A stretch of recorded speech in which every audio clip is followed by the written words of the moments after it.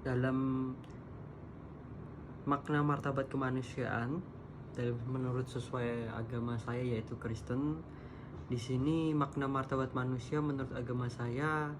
salah satunya terletak di kitab Kejadian yang menyatakan manusia adalah karya ciptaan Allah yang paling tinggi karena manusia diciptakan menurut gambaran dan serupa dengan Allah, dan juga diberikan perintah oleh Allah untuk berkuasa atas ciptaan Allah yang lain dan juga memeliharanya, yang dapat diambil bahwa kedudukan martabat manusia itu sangat jelas. Juga disebutkan di Mazmur 8 ayat 6 tentang Allah membuat manusia hampir seperti Allah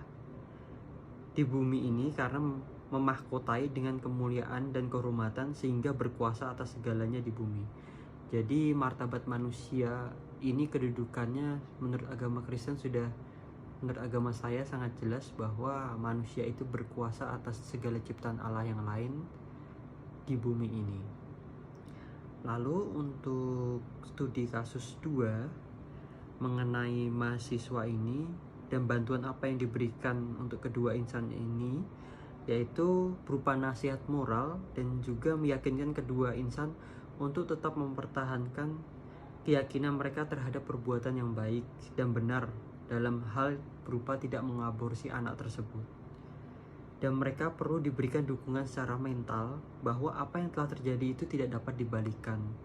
dan tiada gunanya menyesali apa yang telah mereka perbuat, karena itu tidak akan membalikan apapun. Sehingga menurut saya mereka harus diyakinkan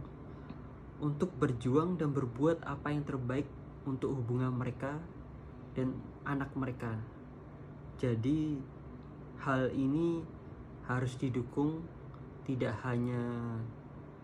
untuk beberapa orang, melainkan justru orang-orang terdekat mendukung mereka untuk melakukan hal yang baik agar mereka dapat menciptakan keluarga, dapat hidup bahagia yang pastinya di dalam ajaran kasih Tuhan Yesus Kristus. Lalu untuk ketiga, pendapat saya pada hal ini, martabat manusia kedudukannya itu tinggi karena mereka diberikan Allah perasaan, kecerdasan pikiran, dan akal budi,